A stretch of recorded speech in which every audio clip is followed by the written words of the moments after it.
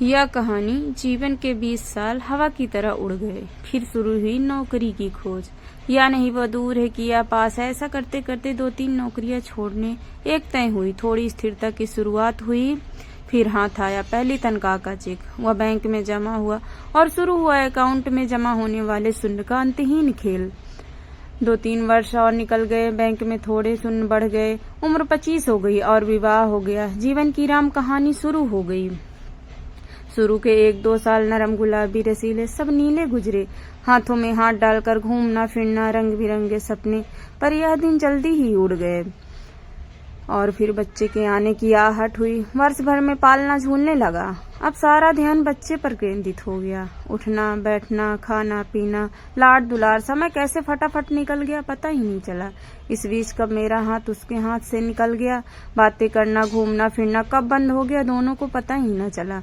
बच्चा बड़ा होता गया। वह बच्चों में व्यस्त हो गई।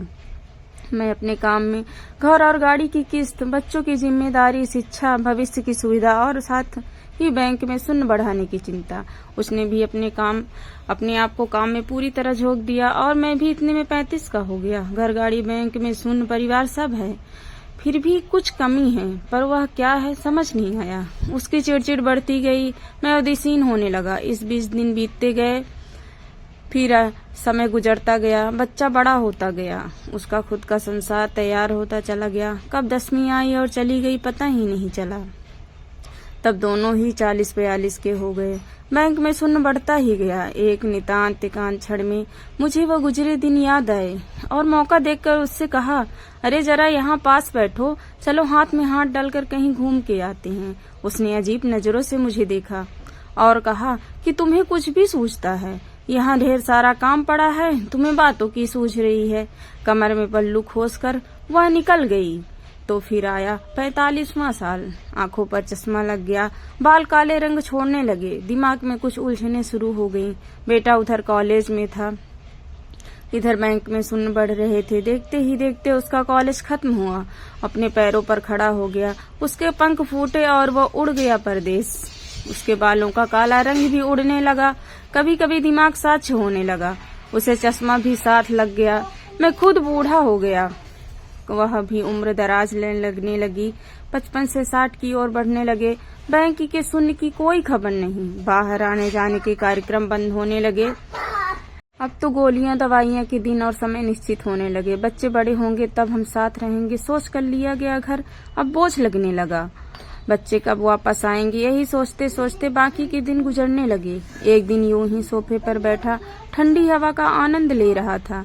वह दिया बाती कर रही थी। तभी फोन की घंटी बजी। लपक के फोन उठाया।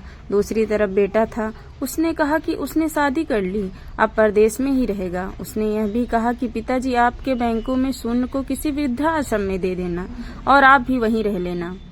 कुछ और औपचारिक बातें कहकर बेटे ने फोन रख दिया। वह पुनः सोफे पर आकर बैठ गया। उसकी भी दिया बाती खत्म होने आई थी। मैंने आवाज दी, चलो आज फिर हाथों में हाथ डालकर बात करते हैं। वह तुरंत बोली, अभी आई। मुझे विश्वास नहीं हुआ। चेहरा खुशी से चमक उठा। आंखें भर आई। आंखों से आंसू गिरने लगे और कान भीग गए। अचानक आंखों की चमक फीकी पड़ गई और निस्तेज हो गया हमेशा के लिए। उसने शेष पूजा की और मेरे पास बैठ गई। बोलो क्या बोल रहे थे? लेकिन मैंने कहा कुछ नहीं। उसने मेरे शरीर को छूकर देखा। शरीर बिल्कुल ठंडा पड़ गया था। मैं उसकी ओर एकटक देख रहा था। क्षण भर को वह शून्य हो गई।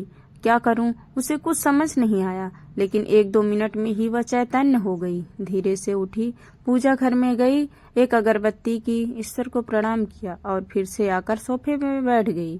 मेरा ठंडा हाथ अपने हाथों में लिया और बोली, चलो कहाँ घूमने चलना है तुम्हें? क्या बात करनी है? बोलो। ऐसा कहते हुए उसकी आंखें भर आई। वह एकटक मुझे देखती रही। आंखों में अश्रुधारा बह निकली। मेरा सर उसके कंधों पर गिर गया। ठंडी हवा का झोंका अब भी चल रहा था। क्या ये जिंदगी है? नहीं। जीवन अपना है तो जीने के तरीके भी अपने रखो। शुरुआत आज से करो क्योंकि कल कभी नहीं आएगा।